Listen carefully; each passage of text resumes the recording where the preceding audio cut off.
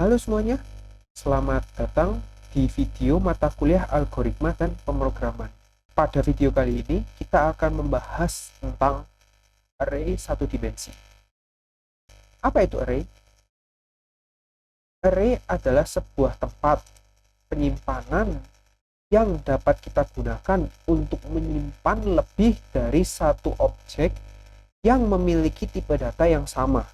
Seperti contoh integer ataupun float, kita dapat menyimpan multiple nilai atau banyak nilai pada satu array.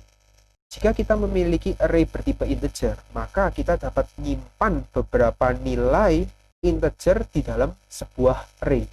Penggambaran antara variabel dan array dapat digambarkan seperti berikut ini. Variabel merupakan sebuah box yang hanya dapat menyimpan satu nilai saja. Sedangkan array diibaratkan sebagai sebuah locker penyimpanan yang memiliki banyak tempat penyimpanan yang ditandai oleh nomor. Seperti contoh, jika kita ingin menyimpan di locker nomor 5 ataupun 6 ataupun 7, tapi di sebuah locker yang sama. Nah, ibaratnya array seperti itu. Jadi nanti di array, teman-teman akan diberikan yang namanya indeks sebagai tempat penomoran dari lokasi penyimpanan nilai pada array. Semisal kita ingin menyimpan nilai integer di array dengan indeks 3, maka ibaratnya teman-teman menyimpan di locker nomor 3. Ada berbagai macam array. Yang biasanya kita gunakan adalah single dimensional array dan two dimensional array. Tetapi tidak tertutup oleh itu, ada juga three dimensional array dan multi dimensional array. Pada video kali ini kita akan lebih fokus ke single dimensional array, yaitu array satu dimensi.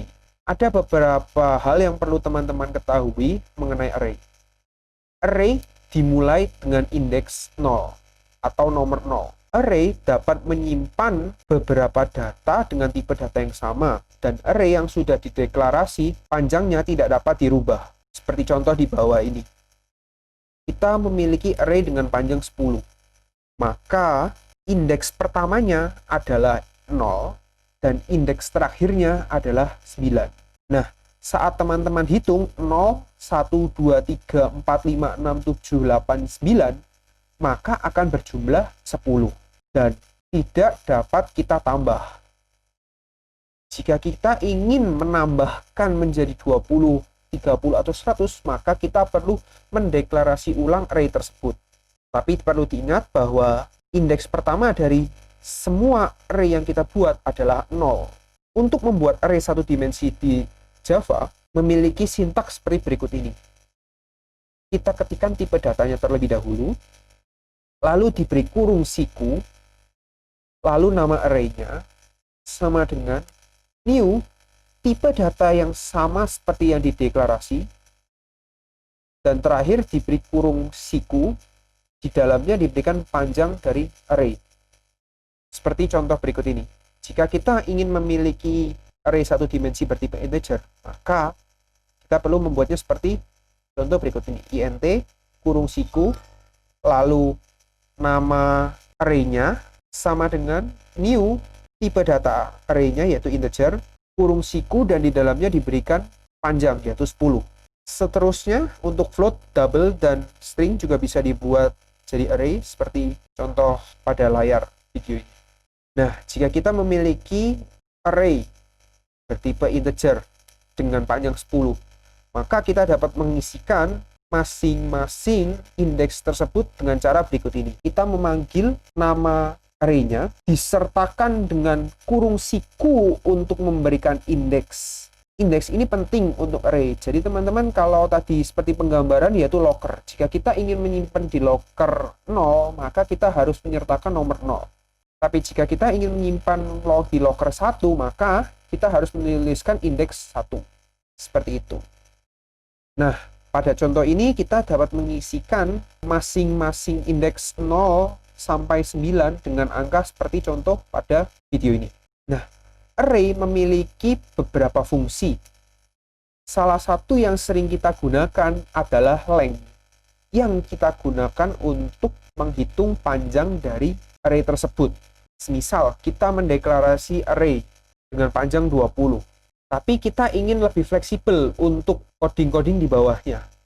Saat pemanggilan array, kita ingin tahu langsung panjang dari array tersebut tanpa perlu scroll ke atas. Kita dapat menggunakan fungsi .length ini. Ataupun jika kita sudah mengetik panjang lebar nih coding kita dengan array yang panjangnya 10, lalu kita perlu mengubah jadi 20 ataupun 30. Akan lebih susah jika kita tidak menggunakan fungsi ini karena kita harus mengubahnya satu-satu. Tapi dengan fungsi .length ini kita dapat mengubah deklarasinya saja dan coding-coding di bawahnya dapat langsung terubah secara otomatis. Untuk input dan output array satu dimensi yang memiliki panjang tak tertentu ataupun mungkin terlalu panjang, kita dapat memanfaatkan looping for untuk membantu kita dalam menginput atau mengoutputkan array satu dimensi. Seperti contoh kode berikut ini. Jadi, kita akan mendeklarasi dulu scanner, lalu kita buat dulu deklarasi array string code kurung siku array of name. Selanjutnya kita minta inputan dari panjang array.